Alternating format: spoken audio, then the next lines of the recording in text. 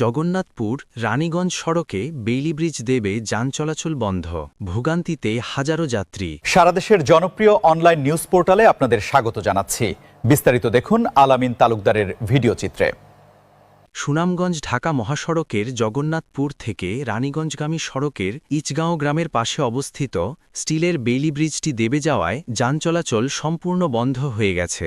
আজ মঙ্গলবার সকাল ৯টা থেকে এই রুটে সব ধরনের যানবাহন চলাচল বন্ধ থাকায় চরম ভোগান্তিতে পড়েছেন সাধারণ যাত্রী ও পথচারীরা। স্থানীয় সূত্রে জানা গেছে, জগন্নাথপুর রানীগঞ্জ যাতায়াত সহজ করার লক্ষ্যে তৎকালীন সময়ে এই অস্থায়ী বেইলি ব্রিজটি স্থাপন করা হয়েছিল। দীর্ঘদিন মেরামত না করা এবং ধারণ ক্ষমতার অতিরিক্ত ভারী যানবাহন চলাচলের কারণে ব্রিজটি অনেকদিন ধরেই ঝুঁকিপূর্ণ অবস্থায় ছিল।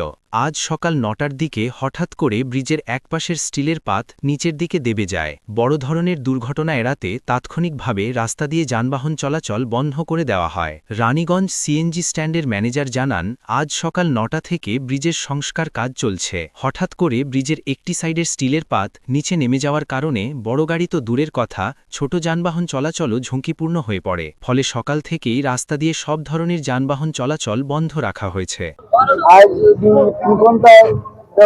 আমরা যে স্টিলের ব্রিজ আমরা ২-৩ ঘন্টা ধরে ভোগান্তি। আমরা সিএনজি কোনো এখন পর্যন্ত কোনো প্রশাসন কোনো উদ্যোগ নিচ্ছেন না।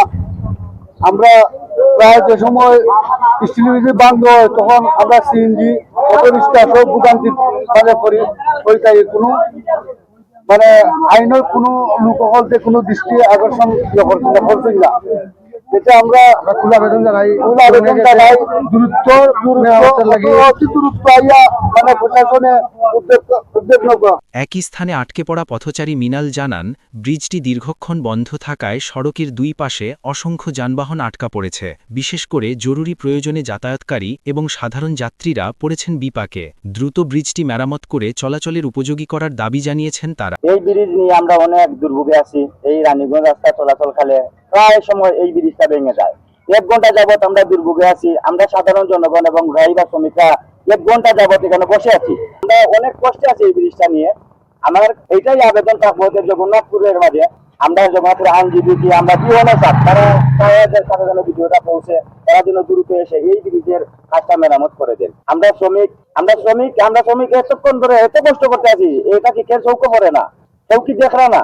এই যে গাড়িতে রুগী নিয়ে বসে আছে ঘন্টা যাবত, এখন রুগী যদি রাস্তায় মাঝে মারা যায় তখন কি হবে? সড়ক বিভাগের পক্ষ থেকে সংস্কার কাজ শুরু হলেও কাজ শেষ হতে কত সময় লাগবে তা এখনও নিশ্চিত হওয়া যায়নি। স্থানীয়রা জানান, এই অস্থায়ী ব্রিজের পরিবর্তে এখানে একটি স্থায়ী ও মজবুত সেতু নির্মাণ এখন সময়ের দাবিতে পরিণত হয়েছে। অন্যথায় বারবার এ ধরনের মেরামতের কারণে জনদুর্ভোগ চলতেই থাকবে। বর্তমান তথ্য প্রযুক্তির যুগে সংবাদ মাধ্যমের ভিড়ে সঠিক ও নির্ভুল তথ্য পাওয়া যখন চ্যালেঞ্জিং, তখন আজকের স্বদেশ আবির্ভূত হয়েছে সত্যের অতন্ত্র প্রহরী হিসেবে। আমরা বিশ্বাস করি, সংবাদ কেবল তথ্য নয়, বরং সমাজের দর্পণ এবং শোষিতের হাতিয়ার। সারা দেশের জনপ্রিয় নিউজ পোর্টাল আজকের স্বদেশ, সত্য ঘটনা এবং জনদুর্ভোগের সাহসী কণ্ঠস্বর।